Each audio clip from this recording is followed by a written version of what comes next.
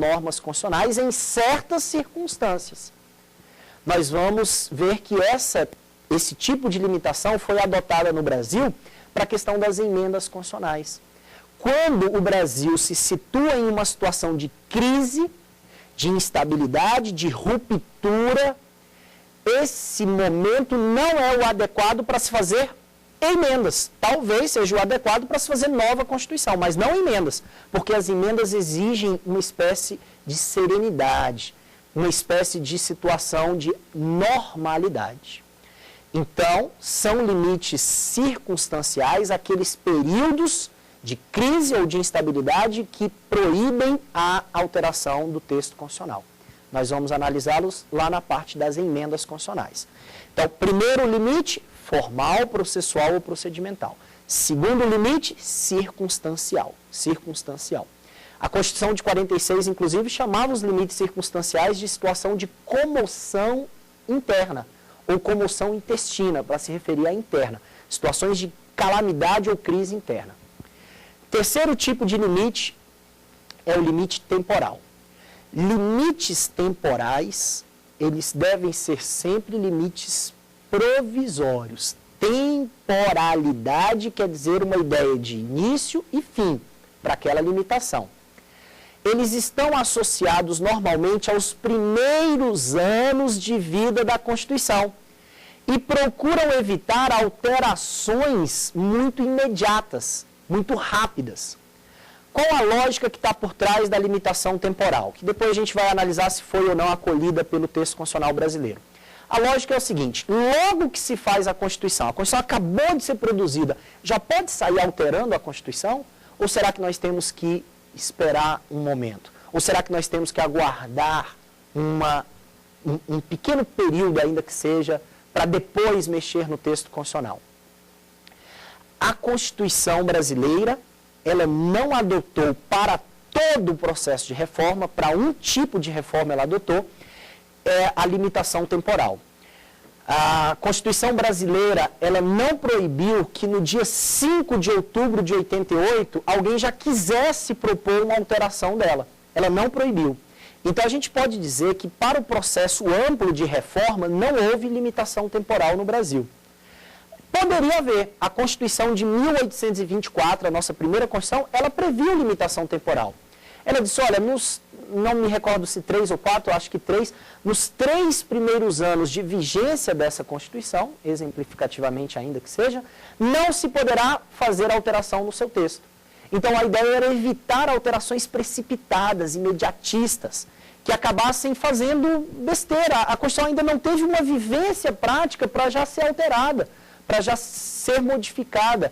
Então, a ideia é esperar um momento antes de se produzir as primeiras emendas. Esse não foi um limite estabelecido na Constituição Brasileira de 88 para todo o processo de reforma, reafirme-se.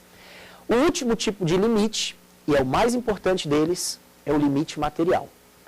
Limites materiais são limites de conteúdo, de matéria, de substância, de essência. E aqui procura-se proteger o mínimo dentro da Constituição para que, por emenda, ela não seja totalmente alterada. A emenda, ela vem para alterar pontos do texto constitucional.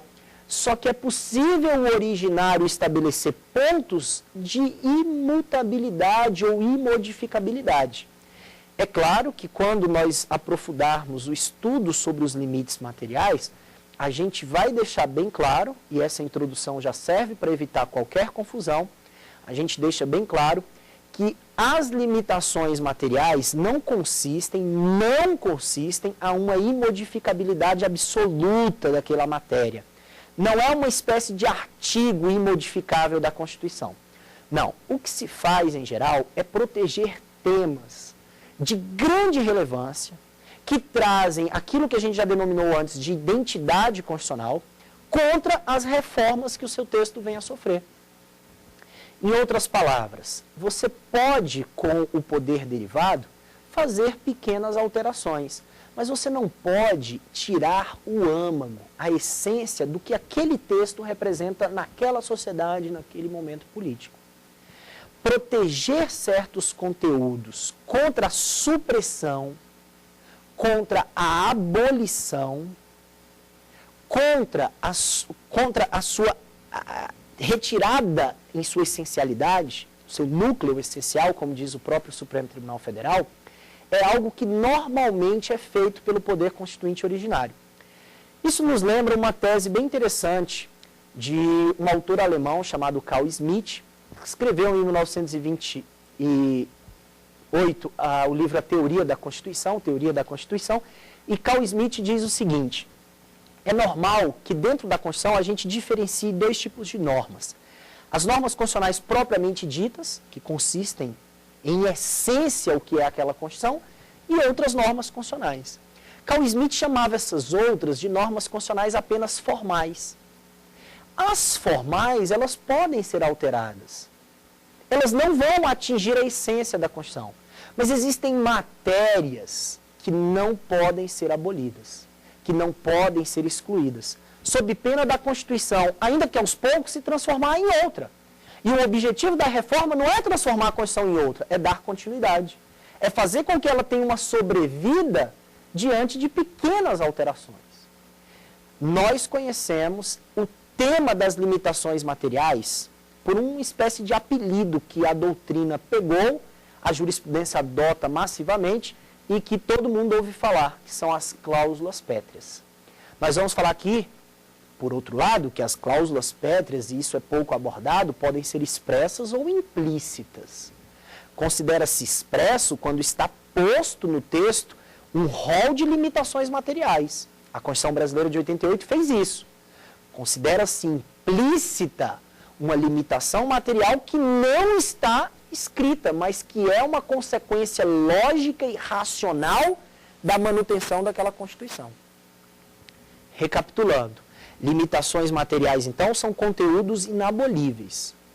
A gente conhece esses conteúdos com o nome de cláusulas pétreas. No texto constitucional foram acolhidas 4 matérias como cláusulas pétreas.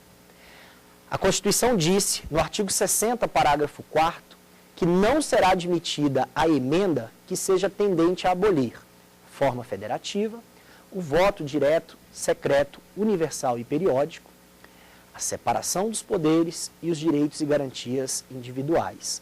Artigo 60, parágrafo 4º da Constituição.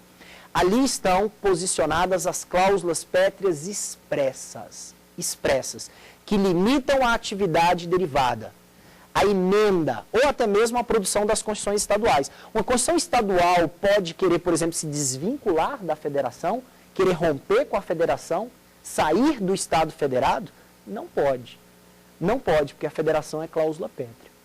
Por emenda, é possível se tirar a independência do poder legislativo, do executivo, do judiciário? Não. Por quê? Porque é cláusula pétrea. Os direitos individuais podem ser afastados por uma reforma do texto constitucional? Não. Por quê? Porque são cláusulas pétreas. Agora, como eu disse e reafirmo, existem cláusulas pétreas implícitas. Implícitas são aquelas que não estão expressas. Certo dia eu estava dando aula sobre esse tema e, tanto falando sobre cláusula pétrea implícita, um rapaz que acho que não estava tão atento, não estava acompanhando o raciocínio, depois de tanto falar sobre cláusulas pétreas implícitas, ele pergunta: professor, mas onde é que estão as cláusulas pétreas implícitas? Ele estava com a Constituição na mão querendo achar as cláusulas pétreas implícitas.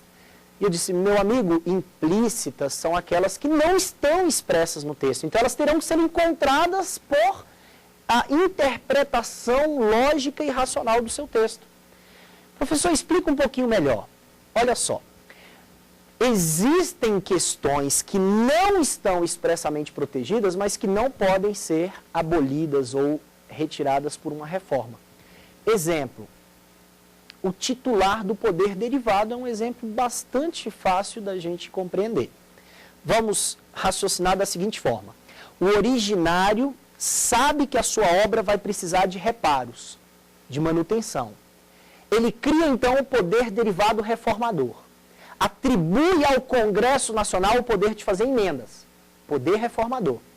Pode o próprio Congresso, por exemplo, por emenda, atribuir o poder ao presidente de fazer emendas? Não pode. Não pode o Congresso tirar dele o poder de fazer emendas e passar a outra pessoa ou outro órgão, porque isso seria burlar a vontade do originário. O originário não poderia ter a sua norma mínima de manutenção modificada pelo próprio poder derivado. Como é que o poder derivado vai mudar a titularidade dele mesmo, sendo que não foi ele que estabeleceu sua titularidade, e sim o originário?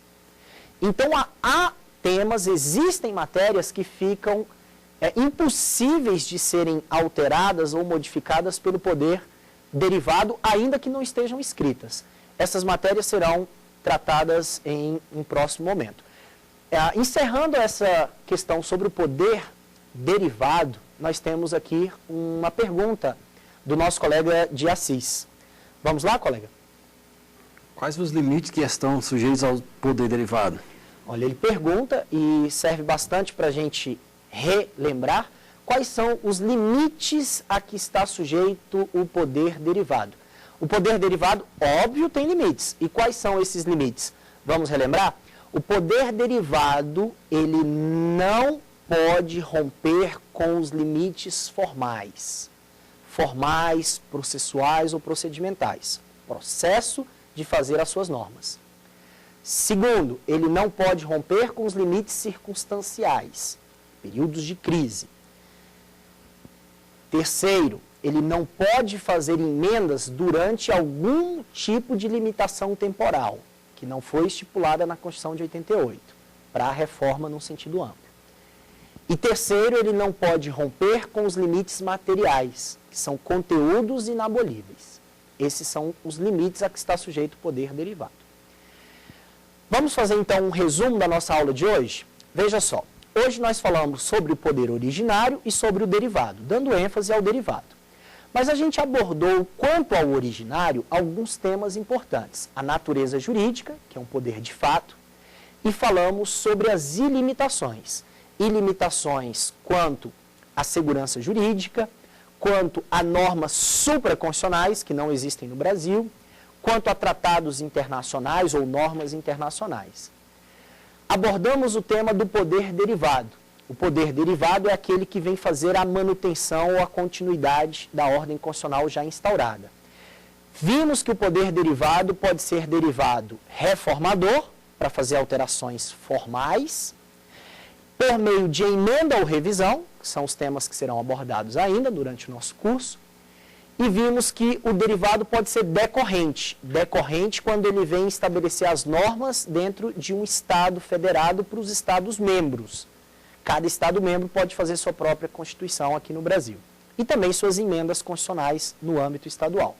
Vimos que o derivado é sempre secundário, incondicionado, secundário condicionado,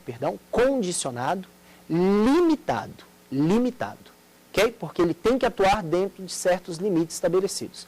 Vimos que os limites podem ser formais, circunstanciais, temporais e materiais. Aqui nós terminamos a segunda aula sobre poder constituinte, falamos sobre poder constituinte derivado. Você pode mandar suas dúvidas, críticas e sugestões para o programa Saber Direito, por meio do e-mail saberdireito@stf.jus.br. Você também pode assistir essa aula e outras aulas do programa Saber Direito pelo site da TV Justiça, www.tvjustiça.jus.br, e também pelo canal Saber Direito no YouTube. Você está convidado para assistir às nossas próximas aulas do curso Poder Constituinte.